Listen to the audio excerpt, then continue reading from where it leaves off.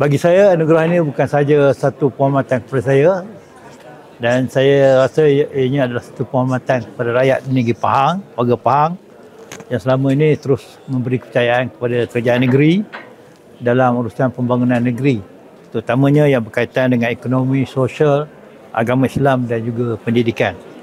Selepas 14 tahun kerjasama dua hala ini, ianya terus dikukuhkan lagi dengan majlis menandatangani memorandum persefahaman Kursi Pahang dengan Universiti Yamuk pada hari ini.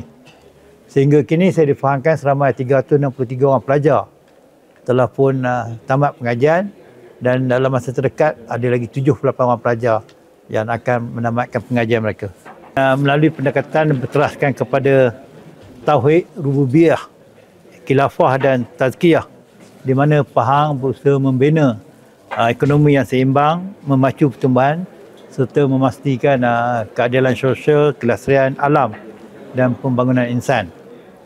Dan ini dapat dilihat daripada prestasi kutipan hasil kita di Pahang, di mana kita mendapat 3 tahun berturut-turut hat-trick melebihi 1 bilion ringgit.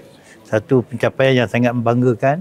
Dan juga kita lihat KDNK negeri Pahang begitu tinggi, di mana mencecah 64.9 bilion pada tahun 2023.